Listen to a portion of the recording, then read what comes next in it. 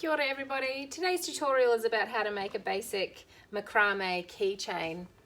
Here's an example made out of some t-shirt yarn, and I've done another example here made out of some cotton twine. It's a thinner cord, but equally as effective with some smaller beads.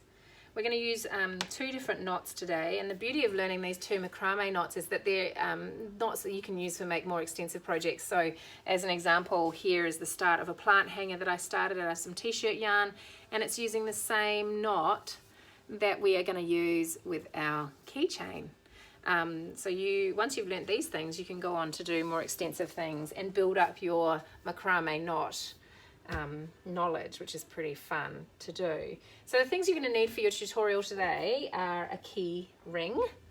So I'm lucky I've got some of these at home because I do leather work here at home. So some key rings would be handy. You can ask your mum and dad, they might have a spare one. We usually tend to have one or two spare ones. Some beads for creating some colour and differences between them, and you can use whatever products you have at home. So this is the beauty of this little exercise, is that you can use t-shirt yarn, which you can make yourself from an old t-shirt. So again, someone in the house might have a t-shirt they're going to throw away, and you can make your own yarn out of that. I've got twine, natural twine, and even wool. Wool can make beautiful key rings as well. The other thing that you're going to need is some embroidery thread, and that's to use as the bottom of the key chain to hold it all together. But having said that, you can also use twine for the bottom or whatever you've got on hand. It's totally up to you. So I'm going to move the camera a bit closer so that you can see what I'm doing with my hands. Here into my bench, I've hammered in a nail. The reason I've done that is that I find it a little bit easier to hook and have that traction or that ability to hold it up a little bit with something holding it there, and then you can do your knotting a bit easier.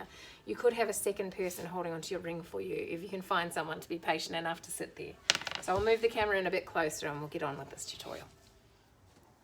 All right, we're ready to go. So what I've done here is I've cut two lengths of the yarn. I've cut them at 40 centimeters in length, so I need two of those. I've got my key ring. I've got my embroidery thread for tying off our keychain at the end, and I've got a bead that I'm going to add for the bottom of the keychain. So the reason I've hammered in a nail to my table here is so that when I'm tying my knots with the yarn against the key ring, I've got a bit of tension so that I can pull my knots a bit stronger. You can use another person to hold onto your key ring, so instead of hammering a nail into something you're not supposed to hammer a nail into, just having someone hold your key ring for you is another way of doing that. But this is a handy little tip for if you're wanting to do more than one of these. You might be able to find a piece of wood that you can hammer a nail into. So the first thing we're going to do is take our two pieces of 40 centimeter yarn and we're going to fold them. We don't want them equally in half because we want our outside thread to be longer than our inside thread. It doesn't have to be by much, but enough that you do have two different lengths there. The reason for this is that these two outside lengths are going to be your predominant knot tying lengths, and they're the ones that are going to significantly shrink. And here's your base strings. So our first knot that we're going to learn today is one called the cow hitch. It's also called the lark's head knot. You'll often see it used around the place, and you'll be surprised how often you see it used once you know the name of it. So the way that we do that knot is we grab one of our strings here, and we've left our longer string on the outside. You can create a loop like that, and we're going to go underneath. You can go over the top or underneath, it doesn't matter, but for this example I'm going to go underneath through the ring. So take your loop through the ring like that, and then you're going to poke your ends of your thread through the loop, and we're going to pull it tight. Okay, pull it quite tight so it's nice and sturdy. There's our first one. So like I said, I've left the longer length attached on the outside. I'm going to grab our second string, we're going to create a wee loop, and we're going to put it through the bottom and up through the ring, and then we're going to grab our ends of our yarn, put it through the loop and pull tight. So there we have our two cow hitch knots, the first knots that we're going to learn with our two longer threads on the outside. Now how I found this worked a little bit easier, just to get your head around the knots, is if you just put the 2 outer strings out like that, then you can see these are the 2 ones you're going to use to tie the knots around. That'll be more explained as we go along. So I'm going to start with the right hand side. You're going to grab your right hand length and you're going to put it on top of your middle 2 like that. This is your second knot that you're going to learn today. So this knot is called a square knot. Okay, so you put your right hand side over the middle 2, then you take your left hand long string and you put it over your right hand side one there, but underneath your other 2 and through the loop like that. So essentially what it looks like is an everyday knot, except with your 2 middle pieces through the middle of it. So then what you kind of need to do is put some pressure on those 2 middle strings. I'm using my puku there, and you just pull the 2 side threads all the way up to create your first square knot. Now you have to alternate sides in order to create the nice little pattern. So I started with my right side knot. Now I'm going to do my left side yarn. So I'm going to grab my left piece of yarn over the top of the middle 2 pieces. I'm going to grab my right hand side and put it over the top of that yarn there, but underneath these 2, and then up through that loop there. Okay, so can you see that the knot's being created, but it's got these 2 middle ones going through the middle of the knot, and we just pull tight all the way up to the top. So you can see here we're alternating which side the knot essentially finishes on. So we've started here on the left and on the right. So now we're going to go back and go to the right side. Take our right side yarn, put it across our 2 middle pieces. We go over that yarn but under the middle 2 and out through the loop like that. Put pressure on our 2 middle pieces and pull tight all the way up to the top. Now I have in the past, and have also seen people doing that, if these 2 middle pieces are really long, then you can kind of hold them between your legs. So if you had someone holding your keyring and you were sitting down, you could put these middle 2, just clamp them between your knees, and that holds them tight. But because they're so short, I'm having to use my puku here. Okay, so we did the right side last time, so we're going to go ahead and do the left side. So we take the left over the top of the middle 2, the right comes over the top of our first piece of twine, but underneath the middle 2 and out through the loop, like that. Hold our middle 2 taut and pull our knot tight. Okay, and we just keep going along with that until it's the length that you want it to be. So right side over the top, but underneath and through the loop. Pull the 2 middle tight and tighten. Okay, so you just alternate from left to right. Right over the top, underneath, through the loop. So you can see now that this would be a really lovely start to the top of a plant hanger as well.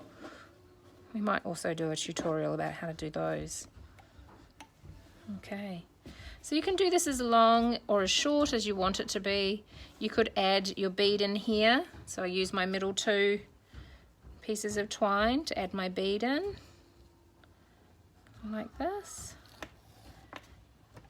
And then your 2 outer pieces can go around that one, and then you can do more knots. So you just do the same thing again. Over the top, underneath your middle 2, back through, pull your middle pieces tight, put your yarn around the outside, and then you go again. Right side over, underneath, and up through the loop there. They're getting shorter, so they're a little bit more fiddly. Okay, so this one's a wee bit different to our first one. We've done a shorter top part and a few knots underneath. I'm going to try and put one more knot in. Underneath and up through the loop. Pull that middle 2 tight. Okay. Oh, have I done the right side there? Oh, I think I've done it wrong. I did 2 right-handed sides. So that's easy to fix. What we can do is undo that one there. And we'll go back and we'll do it again. The right way around. Over the top of that first one, underneath those first 2, and back through. Pull tight. There we go. That's a bit better. Getting even like that. Okay, we're up to putting the closing binding on the bottom of the keychain. So I've got my length of thread here, again about 40 centimeters in length. And the way that we're going to do this, and this bit can be a little bit fiddly, so sometimes having a second pair of hands that can help you is a really handy thing. We're going to do the same thing we did before, and we're going to make a loop like we did with the yarn. Make a loop, and we're going to put the loop up above where we want the binding to begin. So you can see here I'm going to start my binding just there where the base of that second knot stopped, and I'm going to hold the yarn like so. Then we're going to grab, we want the little tail of that loop to be poking out the bottom, and there'll be a reason for that when we finish off. Okay, so you've got your loop hanging up and you've got your longer piece here, and you want to go round around the yarn. So see, it can be a wee bit fiddly. So as long as your loop is kept up like that, because you're going to be using that to tie off at the very end. It keeps wanting to fold over, which is a bit tricky. So I'm going to keep using my long piece of embroidery thread to keep going round and round, like so. I keep going round and round, and for as long as we want it to be. Right round.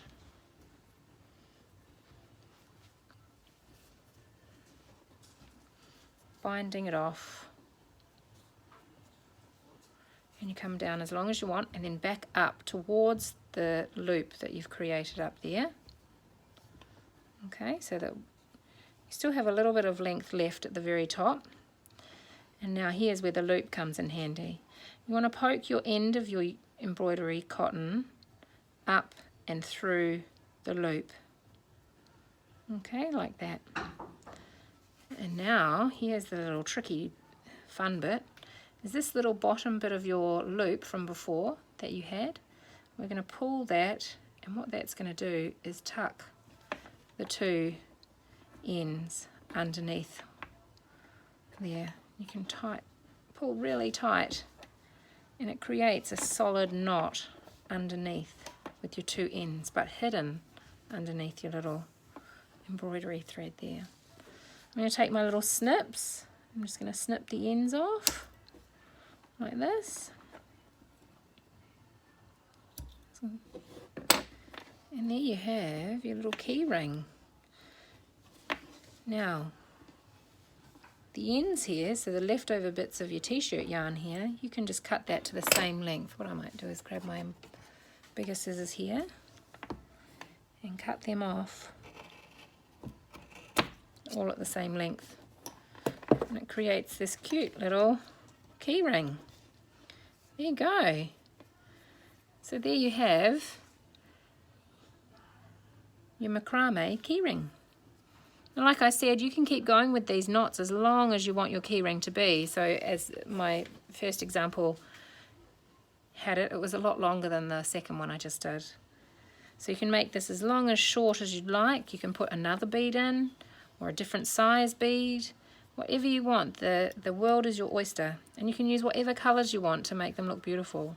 What I did with this embroidery thread is that because the pieces are quite thick, I actually cut them in half to make them look a little bit more like a tassel on the bottom. So yeah, you can do whatever you want using whatever materials you have at home. Now if you get stuck with anything, please put a note underneath this tutorial, and I'm happy to answer things or go back over them so that it's a bit clearer. But hopefully you guys are going to have some fun making macrame key rings as well.